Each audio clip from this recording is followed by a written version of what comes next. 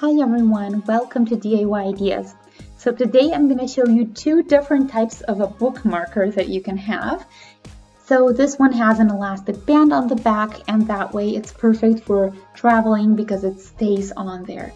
And this little one goes around, so on the page where you want to stop, and I'm going to show you both because they're super easy to do and also very fast projects. So I think they're great gifts, maybe if you're doing Christmas gifts. But yeah, you can also do these for yourself in your own style. And yeah, they're also super easy to do. You can do different sizes, especially with the smaller one. You can do them bigger or smaller depending on what you want. And yeah, they're going to be super simple. So even if you'd like to practice a little bit, this is going to be perfect for you. So let's get started right away. Stay tuned. Okay, you guys, so we're going to need fabric scissors, something to measure with, some clothespins, or regular pins as well. I have here clothespins just because I like them better. And then we have our fabric here. You see I chose two different types, so one for the front and one for the back. And same thing with the bigger one, plus the elastic band for it. And yeah, I took one that's actually 2 centimeters wide. You can do this more or less, so wider or narrower, depending on what you have or would like to use.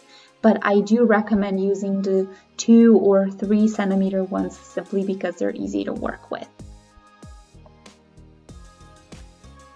Okay, so let's start with smaller bookmarks. So you can see here I have 3 pieces of fabric, 2 for the back and 1 for the front. You can do this in the exact same color, so from the same type of fabric, or you can do different ones. Of course, the size is completely up to you, but I'm gonna tell you what I used for this size. So these are 8 times 8 centimeters on both sides, and then we're gonna use all 3 of them in the exact same size. So yeah, we're gonna kind of fold this in half diagonally because this section is going to go just halfway onto the page, and then the back side is gonna stay whole, so we're not gonna fold that. And yeah, just make sure everything is nicely aligned. What you can do optionally is iron over it to keep that line really straight, or you can just press it with your fingers and maybe your fingernails, and that way keep it straight on there. That's completely up to you. Okay, so now I put my little triangle piece on the pretty side of my blue piece, and then I'm going to put another one also, so it's all going to be pretty side on pretty side. So you can see here pretty side facing me in this blue one, then this colorful one, the triangle, and then pretty side of the last square also kind of faces the fabric itself. Make sure that everything is nicely aligned. You can use clothespins for this or regular pins, that's completely up to you. Just make sure when you stitch over it that it really catches all of the pieces. So the triangle is of course supposed to be just on the one half and not on the other, so make sure you don't catch it by accident. So I do recommend pinning the corners because that's going to help you a lot later. And then when you do that, you're just going to do a regular straight stitch. And we're just going to start somewhere on this side, go all around, so around the section where our triangle is, and then when you do those 2 sides, you just continue over to the sections where you don't have the triangle, and then you stop and make a little opening here on the side.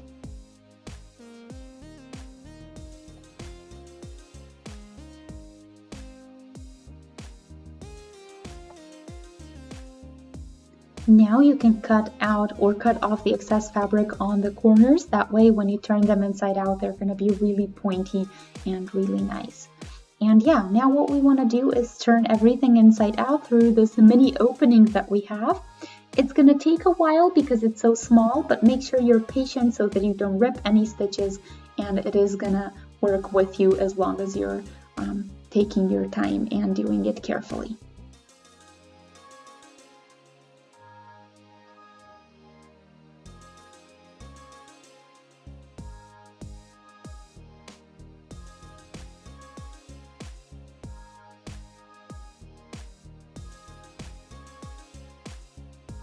I ironed over this after turning everything inside out, and you can see what it looks like now. It's super neat. The corners are really nice, and all that we have to do is close this opening up. So I'm going to do it by hand, and I'm just going to go through these inside sections, so like the little wing pieces, and I'm just going to pull together at the end when I finish it, and then it's going to be kind of a hidden stitch. You can, of course, optionally just take your sewing machine and go over this entire section to close it off, and then just basically continue on this side to make it look even and symmetrical. But that's completely up to you. Feel free to do whatever you prefer. And now I want to show you what this looks like. So you can see here when I put the bookmark here on the side, it actually fits perfectly, and this is gonna be the case with every book that you have. You can do smaller or bigger ones, of course, but yeah, I think it's a really great way to make a little DIY and get a really great result in the end. So you can, of course, customize this any way you prefer, depending on it being for you or as a gift. But either way, it's a really good thing. It's not going to fall out, so it's definitely going to stay in the book when you take it with you. And yeah, you can very easily find it. You can see it's not going to get lost in there. And you can even do multiple pages, or you can do just one. So that's completely up to you, and you can see how lovely this looks and how fast we got such a cool result. So yeah, this is a very fast DIY and also great for beginners to practice a little bit. And I think it's always great when you practice that you still get a nice result in the end, something that you can use. And yeah, you can do this in many different ways. So you can do different kinds of edges on here. You can do kind of waves or a zigzag edge, or many different things and details depending on your skill level and your motivation. So yeah, you can see here you can do extra stitches, you can do some decorative pieces on here, you can make it smaller, bigger, that's completely up to you. There's so much room to play with. So yeah, let's do the second one now.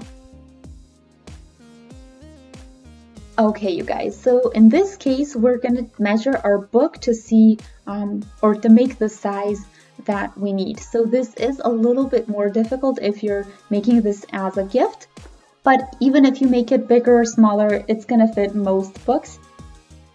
So yeah, it's a little bit different one. I'm going to show you here, so you can do this depending on the book you want to use it for, but I decided to do this book, and you can see here it's about 21 centimeters on here. And my fabric is 23 centimeters long, just so I have a little bit of room because the book is a little bit thicker. And yeah, so you basically take the length of your book and you add a centimeter on each side, just so you have room for stitches and so that it isn't too tight on there when you're finished. And yeah, so I have 21 centimeters plus 2 on each side, or 1 on each side, and that's 23 total. The exact same length I took for the elastic band. So let's get started. So this is also going to be super easy to do, and you can see I took the exact same colors, just so it's a little bit easier to follow. But yeah, you can see here the front side, the back side, and we're going to take the elastic band, put it on the pretty side of our outside piece or our front piece, and then our other one is again pretty side on here, so make sure you align those, and then again make sure you pin with a clothespin or with a regular pin to keep everything in place so that it doesn't slip as you stitch everything up. And the same thing we're going to do on the other side too.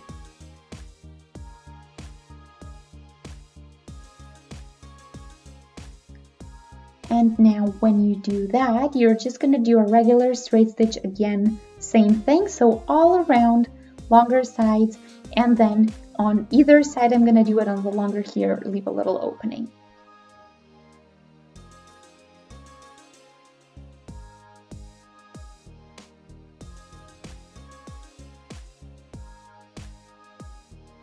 So you can see here I also cut out the leftover fabric on all of the corners to have those neat again, and now I'm going to turn everything inside out.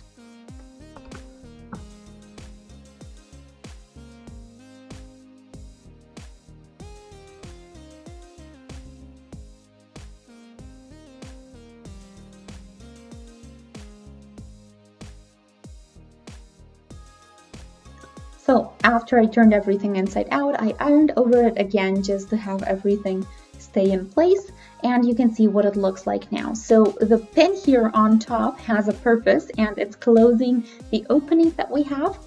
So now we're going to do a stitch all around, but there is one thing to take into consideration, and it's the band. So you don't want to kind of go over it another time with a stitch, so just make sure that it's on the outside of the stitch when you're doing this side. So just make sure that you don't catch it with your extra stitch on top, because it's going to look weird and it's not going to work the way you want it to. So yeah, this longer side is going to go without any issues. There's nothing there apart from the clothespin we're going to remove. And then here, this side, again, the same thing, pull the band out just so it doesn't get caught in the stitch. And then the longest side here, or the longer side, you just finish up the same way. And that's pretty much it. And that way you also close up the opening of the side.